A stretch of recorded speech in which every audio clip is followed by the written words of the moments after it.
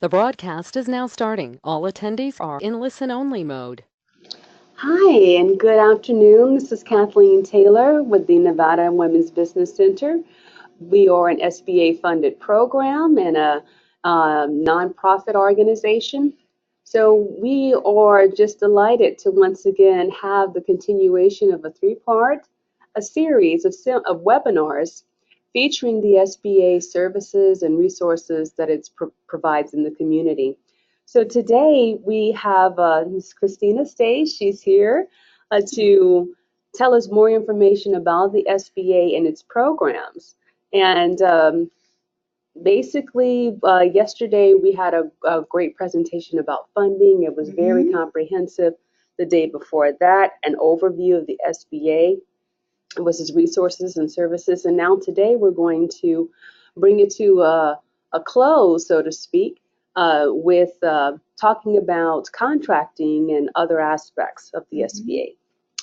Thank you, Kathleen. Sure. It is my pleasure to be back here with you. Thank It's you. one of my favorite places to be. Excellent. We have a wonderful Women's Business Center, and the information that you provide to our small business startups and people that are in businesses is just so wonderful. I thank you so much for all your hard work that you do for that. So today we're going to talk a little bit about selling to the federal government and contracting. We could talk for hours on that subject. Yes, we could. And we could break it down, and we could talk about HubZone and the 8A program. And so maybe in the future we could do another webinar. Oh, yeah. Take a deeper dive into all of that. Oh, yes, absolutely. So, SBA's mission is to help small businesses grow, and succeed. So in today's webinar, we're going to talk about contracting and what it is to sell to the federal government. A lot of this will apply not just to the federal government, but to other entities as well. We're talking with the state, school districts, the airport, any of the big agencies that are, or even casinos, like MGM. That's right. And Sands, and yes, that applies too. The Department of Defense. Yes, Department of Defense. All these. Is how you get started to sell to and get your company ready to sell to the federal government and what it is they're requiring you to do. So the U.S. government, for small purchases, for what's it called, micro purchases. Oops, I go back. Sorry about that. That's okay. That's my mistake. No problem. Micro purchases of under $3,000. That's a threshold. Agencies can buy using a credit card, and they call those micro purchases. And there's no contract set asides on that in that realm. So anything over $3,000 to $150,000 is simplified acquisitions, and there are set asides for small businesses. They have to be displayed in a public place, or they have to the public needs to be notified. So there is a electronic means by where they post it. So the agencies post these available contracts at the FBO.gov, Federal Business Opportunity. It's 25 up to 150,000. 8A HubZone, service disabled, veteran-owned small businesses, woman-owned small businesses. They have a full and open, so they can, the set-aside ones, they can kind of sole contract to them. So one way to get onto, you need to get on the GSA schedule. There's multiple award schedules and federal supply schedules. So there's a bunch of different schedules, and you need to look into that, because these contracts can provide up to 11 million commercial supplies and products and services at discount pricing. So GSA Advantage is one of those, the schedule where GSA is kind of taken the work out of it. Okay. So, for example, as an admin officer, I can go to GSA Advantage and shop. So I don't need, it helps me because it's pre-screened. Okay. Okay. Yes. So if you want to get on the schedule and you're interested, GSA.gov is got the portal and information available on how to get onto a GSA schedule. So the prime you mentioned DOD, which is one of our prime contractor, in the federal government arena. Department of Transportation is another really big one. Yes. So 23% of their contracts, they have to make sure they go into small business hands, and 5% have to be disadvantaged businesses. 5% also for women-owned, and 3% for hub zone and service disabled vets, another 3%. So they have these goals, these procurement goals they have to meet. So if you fit in any of those categories, you can check those boxes. There's plenty of opportunities there. The first thing you have to do is register your company, and sam.gov is where you would go. And you do need a DUNS number to identify the business. And what will happen is that once you put in your information on the web page, it uploads to the dynamic small business search, and that is where the contracting officers go to look for these companies. Oh, excellent. Okay, so oops, I was trying to scroll because it kind of ran off there. Okay, so online representation certificate applications. You need to make sure that if you are certified in any of the specific certifications that we talked about, that you update this information in sam.gov. Yes. That is critical because it does expire. You need to take a look at it. That's right. Make sure it's not like a one-time deal and forget about it. Right. You got to at least look at it annually, make sure that all your information is correct. They want to make sure did you move? Did you change your address? That's right. All that stuff has to be updated. So, and all this can be linked through that www.acquisition.gov. That is like a good website to remember to it links a lot of these different websites. The government needs to identify your product or service, so we have codings. North American Industry Classification System is the NACE code. And you need to classify your business that way. So that's where, that's part of the registration process. They look for those different NACE codes. Federal Supply Classification is another 4-digit code that the buying offices use to identify products and services that they need. And then finally, the Product Service Code Group is the lettering system provides the product and the service codes that will be used in the federal procurement data system. Yes, there's a lot of codes. There's a lot of codes, and like I said, we could spend a whole day just talk about how to go in and certify your company. But this is just an overview. Acquisition Central. Okay, so for all things acquisition, think www.acquisition.gov. This website is a community and the government's business partner, so it's designed to create an easy and navigate. I can't talk today, I told you that. Resource. So from the site, you can access shared systems and tools and conduct the business effectively in regards to contracting.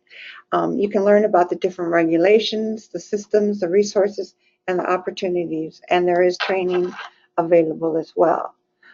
Here's a copy of what the web page looks like. You can see that there's a lot of topics that it addresses. It even has the Code of Federal Regulations, the CFRs are listed there as well. So how do I find out if the government is actually buying anything that I sell? acquisitions.gov. Yeah. FedBizOpps is another web page you really need to identify, because the federal contracts over 25,000 are listed there. They provide demonstration videos, training videos are available. Oh, great. So a vendor, buyer, or or purchase, you can take a look and see what it is, because it is a little tricky to navigate. And once you get familiar with it, it's a little bit easier, at least.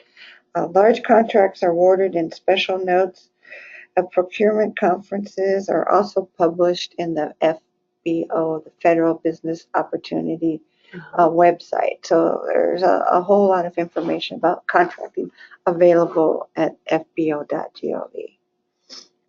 And here's a copy of what the web page looks like. It has a searchable boxes, so you put in information where you can take a look and try to find. And when this screenshot was taken, there were 35,200 active federal opportunities there. Wow, that's incredible. So, yeah. So the procurement sites, again, fbo.gov. The Navy has one. Army and signal face to industry information is available. Acquisitions.gov and the osdbu.gov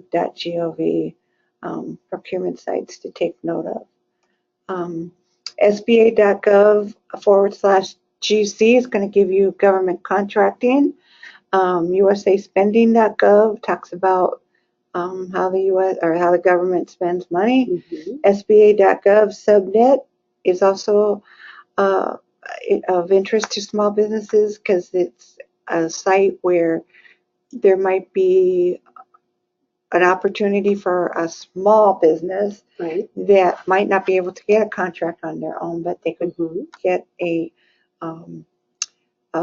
be a protege to have a mentor. Excellent. I spoke with a gentleman the other day. He had a junk cleanup business, and he seemed really like a really small entity. And I suggested to him that, remember, SBA does have that mentor protege program where maybe a contractor or construction site or something where they need to haul some junk out, then they've got this federal contract. Well, they could possibly protege with his business. That's an excellent idea. Yeah. So there's all these avenues to take a look at. There's the state there are state agency procurements as well. SBA does have a link to that. The Nevada PTAC is available to Nevada businesses. That's the Procurement Technical Assistance Center. They're an arm of the Business and Industry Division of the Governor's Office of Economic Development here in the state. So they are another great resource, and they provide training as well. So here's a little bit about the Federal Acquisition Regulations, or the FARs. They're dry reading, but it's there if you're interested in it. These different parts talk about the different avenues: supply schedules, simplified acquisitions. What is that? What is a sealed bid? Contracting by negotiation, small business programs, application of labor laws to government acquisition. So there's a lot of regulations, of course. So you want to familiarize yourself with some of these. Not a bad idea.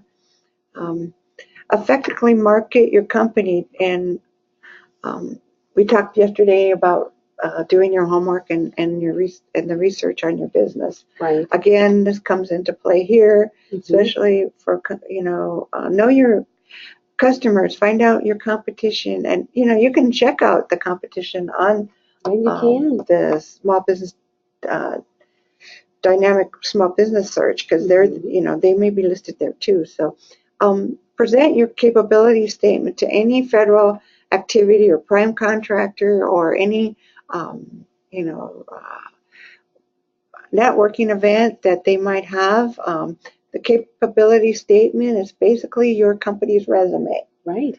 You know, Yes. what can you do? And it's a short document. It doesn't, you know, it needs to be well written and clear and precise, and to sell your business to the potential buyer. Right. And it's a great tool. Yeah, attend procurement conferences, business expos, and business matchmaking events. We're actually having a strategic business matchmaking event next week. Great. For specific types of businesses. These would be for disabled vets, women, TBs, and veteran-owned businesses. So they're being matched with buyers. So we're hoping to make this a annual event, and it's something that, you know, I mean, there are these things that you gotta network and become aware of. And as I mentioned before, keep your SAM, Dynamic Small Business Search information up to date. You know, with the if you get on the GSA schedule, the GSA schedule number needs to be there. Commercial customers, federal customers, and your special capabilities of your company. So, know your customers. Use agency websites to research, take advantage of SBA, our resource partners, SBA.gov, got a ton of information available on contracting. Know your competitors, I mentioned that before. They should be listed on SAM.gov. Learn more about them. Know yourself. Know your limitations. Know what kind of business you are. And as I mentioned, there's that mentor protege program available. You know, you can't go after a contract if you know you can't fulfill it, but maybe there is a potential for being a protege and have a mentor assist you with that contract. Yes. Yeah, the DoD, the Department of Defense, has a guide to small business teaming arrangements, another resource. So again, I am here at the Nevada District Office. So reach out to me if you have questions, and we can certainly help address that, get you in some classes and some training. Yes. And we look forward to assisting you.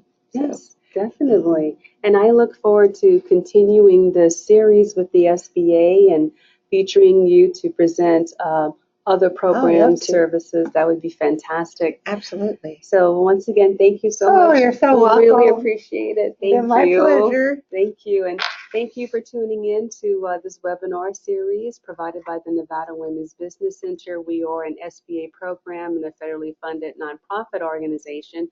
If you have any questions, please call us at area code 702-734-3555.